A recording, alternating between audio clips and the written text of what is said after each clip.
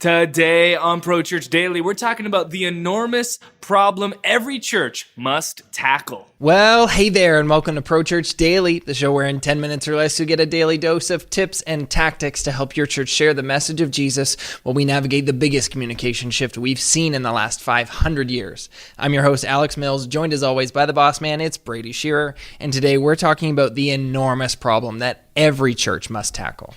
Here's the deal, Alex. Attending church on Sundays used to be a part of life, just a way of life for most Americans, most North Americans. But things have drastically changed as we live through this biggest communication shift in 500 years. Every industry is being disrupted. Churches are not excluded from that disruption. And what we're seeing is church attendance on a decline, especially in people that are 40 years and younger. Here are 3 data points to prove that suggestion. Only 2 in 10 millennials consider church attendance important. Wow.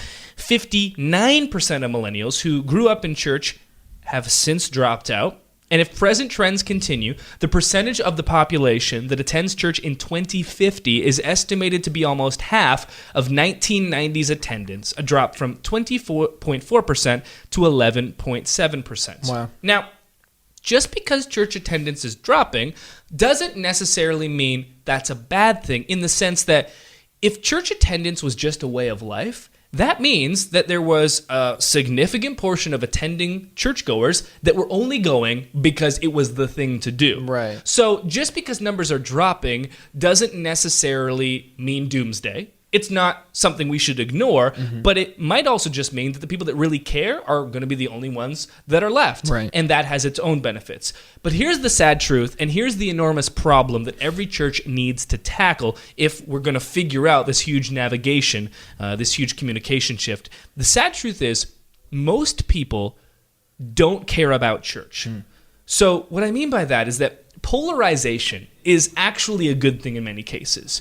You know, if you look at the NFL right now, you've got people that are wildly passionate, and you've got people that are wildly opposed. There are very few people in America that just have no opinion on the NFL.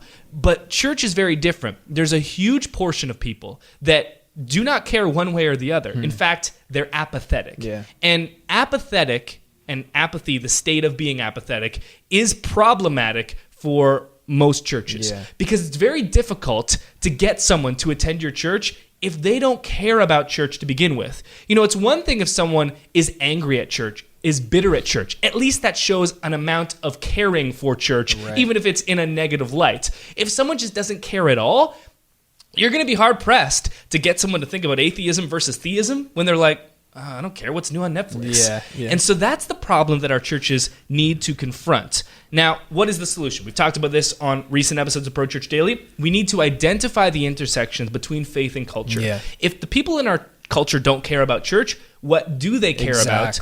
And how can the Bible and following Jesus inform something they are passionate about? Yeah, of course. And I mean, I was so pleased when we talked about this a few weeks ago. We were talking about Facebook ads and how to advertise to the people in your community who aren't a part of your church. Find that intersection between faith and culture. And I think what's so vital about doing that is it shows the people in your community who may be apathetic towards church, who don't care about the church on the corner.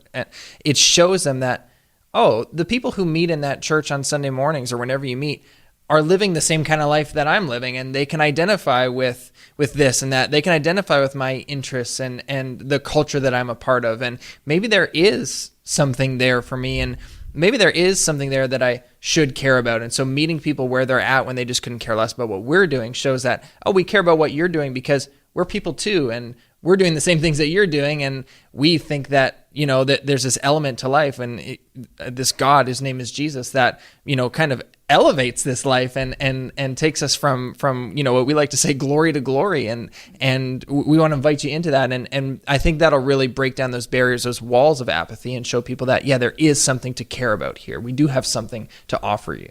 And here's the thing, this idea of finding the intersection between faith and culture, this isn't some watering down the gospel approach, because this is something that Jesus himself did when he was communicating. And here are 3 examples of that. When Jesus talks about the mustard seed, he uses that idea, something that an agrarian society would Absolutely. fully understand. And he uses this idea of a mustard seed as a bridge to the kingdom of God. Yeah. Or he talks about a son turning his back on his father as a bridge to talk about redemption and forgiveness. Or he talks about a man abandoned on the side of the road and uses that as a bridge to talk about mercy. And so this idea of finding the intersection between faith and culture, it's all about finding bridges between where people are and where Jesus is, Of course. and getting them across that bridge. So Yeah. here are 7 examples that your church can actually implement to find these bridges. Here are 7 bridges that we think work already. There you go. And again, just to dispel the myth that this is some new age, watering down the gospel, young people thing,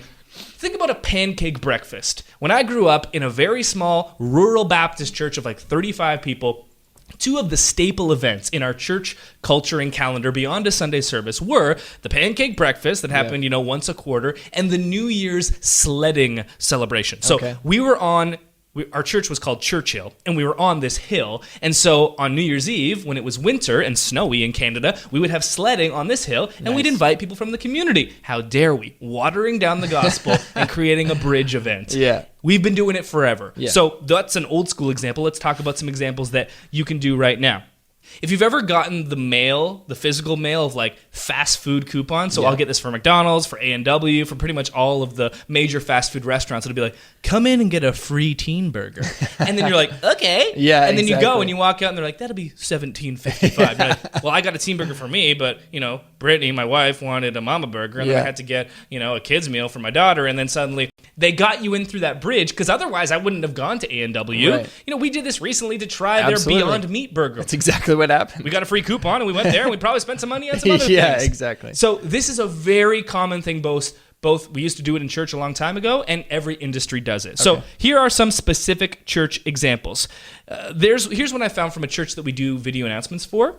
They did this thing called freestatefairticket.com. That was the website. And if you go there, I think there's a video of me from a couple of years ago Nice. where I was kind of doing a promotion for them through their video announcement subscription. And basically the idea was if you came to church, you would get a free ticket to the state fair and enjoy some other things, but you had to attend a service. And all of these examples that we're giving, pancake breakfast, sledding, state fair ticket, some you will be comfortable with doing. Others you'll be like, that's a bit too much for me. For my church, the whole point is that it's all the same strategy. And so find something that you feel comfortable with and go with it. Awesome. One of those examples could be a fall festival. So many churches I know do a fall festival. Yeah. It's free for the community. It serves the community, but it also gets people in the community connected to your church. Of You course. could have, free face painting, bounce houses, carnival games. We talked about that exact example on episode 171 of Pro Church Daily. So if you want to hear more about doing that example, check that episode out. Another example would be photos with Santa. So you could do this around your Christmas services. We talked about that in episode 172. And then the final example, another big seasonal event for churches, Easter event. Yeah. A church in the UK combined their Easter event with a petting zoo. And we talked about that in episode 87 of Pro Church Daily. So these are all real live examples of taking what you normally do with church and what your church can serve people with, and finding the intersection between that and what culture is already passionate about and where they need help. There are some things that your church does that are only going to be helpful for people once they've been following Christ for a while. Right. But there are other things that are going to be helpful to people that have been following Christ for only a little while or aren't following Jesus at all yet. Yeah. And that's what you want to identify to make this strategy work and to really confront this enormous problem that every church needs to tackle. That's so good. The featured resource we wanted to highlight for this episode of Pro Church Daily is 12 sermon series ideas, kind of going along the line of finding the intersection between faith and culture. You can do this with your sermon series as well. And so what I did was I used a ton of data and statistics to identify 12 different sermon series ideas that would broach this topic and find bridges for you and your church. It's a free resource. It's listed in the show notes for this episode of Pro Church Daily. And that'll do it for this episode. We'll see you next time. Hey, thanks for watching this episode of Pro Church Daily. Make sure that you hit the church bell, because it's Pro Church Daily. So hit the church bell so you get notifications, and while you're there, subscribe as well. And we love it when you like the video, so why don't you go ahead and do that right now. Thanks. See you next time.